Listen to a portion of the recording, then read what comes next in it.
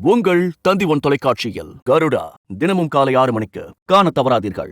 விவசாயம் நடந்து வரும் பகுதியில் சுரங்கம் அமைக்க இருப்பதாக வந்த செய்தியால் 10க்கும் மேற்பட்ட கிராமங்களைச் சேர்ந்த பொதுமக்கள் போராட்டத்தில் ஈடுபட்ட சம்பவம் குறித்து விவரிக்கிறது இந்த தொகுப்பு.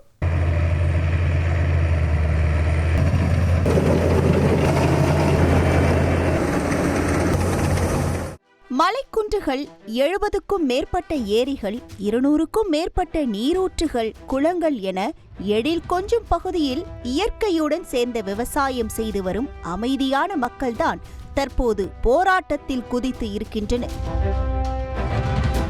மதுரை மாவட்டம் மேலூரை சுற்றியுள்ள பல கிராமங்களில் இந்த இயற்கையான அமைப்பு காணப்படுகிறது. மேலும் இங்கு அமைந்துள்ள நாயக்கர்பட்டி கிராமம்தான் தமிழகத்தின் முதல் பல்லுயிர் பாதுகாப்பு தளமாக அறிவிக்கப்பட்டது என்பதும் குறிப்பிடத்தக்கது.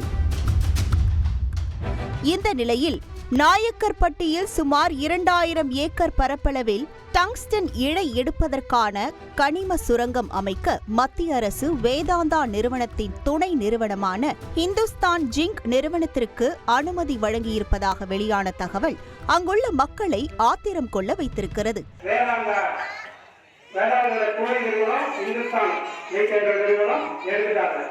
இதனைத் தொடர்ந்து மேலூரில் உள்ள அரிட்டாப்பட்டி, மாங்குளம், வல்லாளப்பட்டி, செட்டியார்பட்டி, கிடாரிப்பட்டி, கல்லம்பட்டி, நரசிங்கம்பட்டி உள்ளிட்ட கிராமங்களை சேர்ந்த ஏராளமான மக்கள் 2வது நாளாக போராட்டத்தில் ஈடுபட்டனர். அரசாங்கம் கொடுக்குற எங்களுக்கு எந்த ஒரு சலுகைகளையும் நாங்கள் கைவிட தயாரா இருக்கோம். ஆதார் கார்டுல இருந்து, ஓட்டர் ஐடியில இருந்து, ரேஷன் கார்டுல இருந்து, பேருந்துல இருந்து இலவசங்கள் என்ன கொடுத்தாலும் அதெல்லாம் நாங்க நிராகரிக்கிறதாக இருக்கிறோம். தயவு செஞ்சு இந்த டங்ஸ்டன் எடுக்கிற முறைய தயவு செஞ்சு இந்த அரசு கைவிடுமாறு உங்களை பண்போடு கேட்டுக்கிட்டு இந்த ஊர் மக்கள் சார்பாக நான் கேட்டுக்கிறேன்.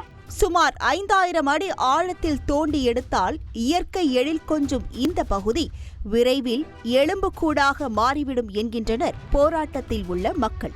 வளர்ச்சி என்ற பெயரில் இயற்கையை அழித்து எடுக்கப்படும் எந்த நடவடிக்கைக்கும் இயற்கை அதற்கான விலையை கொடுத்து செல்லும் என்பதே கடந்த கால வரலாறு என்கின்றனர் சுற்றுச்சூழல் ஆர்வலர்கள். தந்தி டிவி செய்திகளுக்காக செய்தியாளர் ராமகிருஷ்ணன். உங்கள் தந்தி ஒன் தொலைக்காட்சியில் கருடா தினமும் காலை 6 மணிக்கு காண தவறாதீர்கள்.